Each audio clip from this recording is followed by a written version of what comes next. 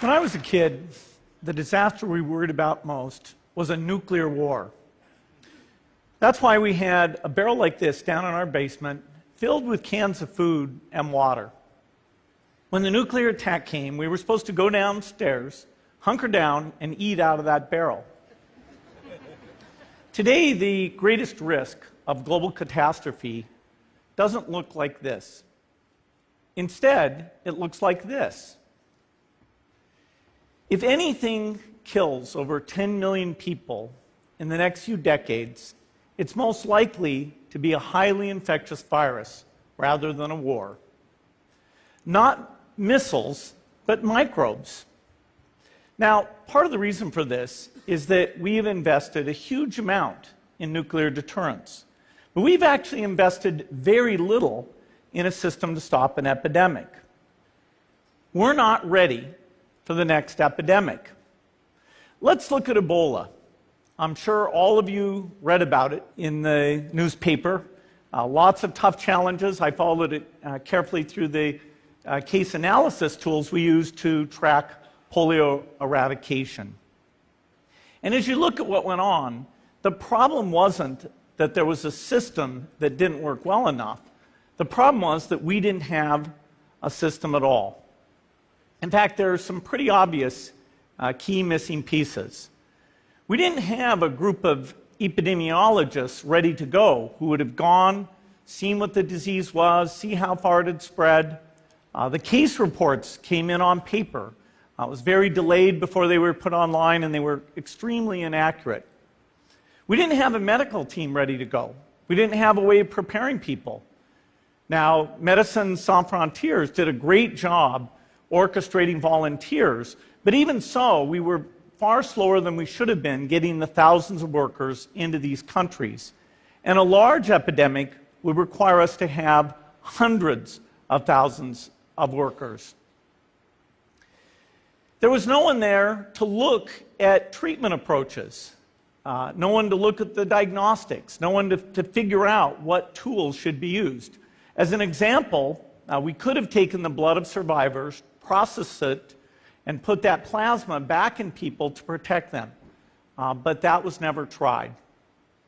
So there was a lot that was missing, and these things are really a global failure.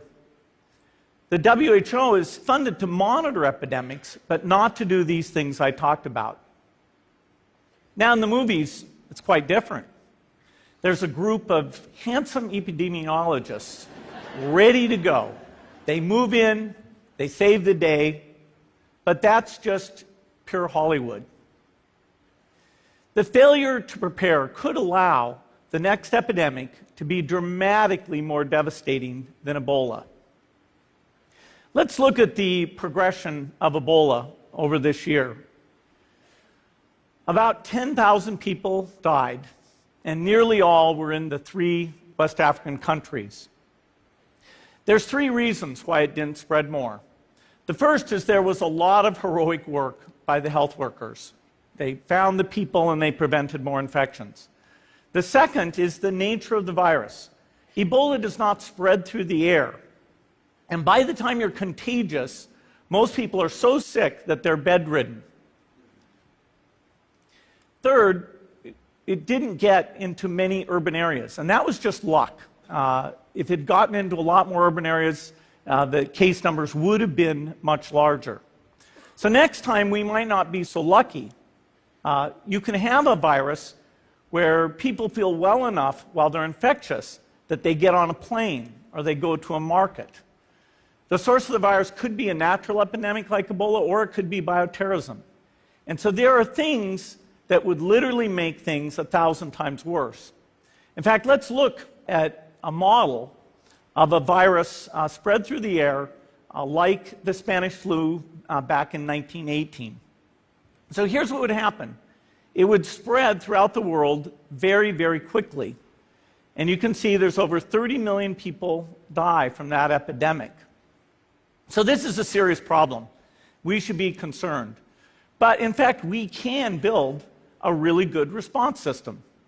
We have the benefits of all the science and technology that we talk about here. We've got cell phones to get information from the public and get information out to them.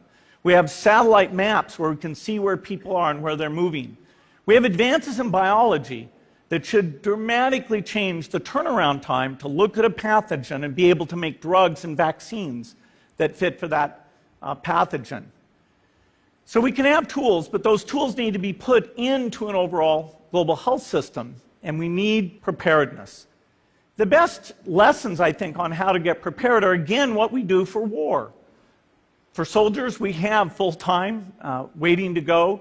We have reserves that can scale us up to large numbers. NATO has a mobile unit that can deploy very rapidly. NATO does a lot of war games to check, are people well trained? Do they understand about fuel and logistics and the same radio frequencies? So they are absolutely ready to go. So those are the kinds of things we need to deal with an epidemic. What are the key pieces? First is we need strong health systems in poor countries. That's where mothers can give birth safely, kids can get all their vaccines, but also where we'll see the outbreak very early on. We need a medical reserve corps, lots of people who've got the training and background who are ready to go with the expertise. And then we need to pair those medical people with the military, taking advantage of the military's ability to move fast, do logistics, and secure areas. We need to do simulations, germ games, not war games, so that we see where the holes are. The last time a germ game was done in the United States was back in 2001, and it didn't go so well. So far, the score is germs 1, people 0. Finally, we need lots of advanced R&D in areas of vaccines and diagnostics. There are some big breakthroughs, like adeno-associated virus, that could work very, very quickly. Now, I don't have an exact budget for what this would cost, but I'm quite sure it's very modest compared to the potential harm. The World Bank estimates that if we have a worldwide flu epidemic, global wealth will go down by over $3 trillion, and we'd have millions and millions of deaths. These investments offer significant benefits beyond just being ready for the epidemic. The primary health care, the R&D, those things would reduce global health equity and make the world more just as well as more safe. So I think this should absolutely be a priority. There's no need to panic. We don't have to hoard cans of spaghetti or go down into the basement. But we need to get going because time is not on our side. In fact, if there's one positive thing that can come out of the Ebola epidemic, it's that it can serve as an early warning, a wake-up call to get ready. If we start now, we can be ready for the next epidemic. Thank you.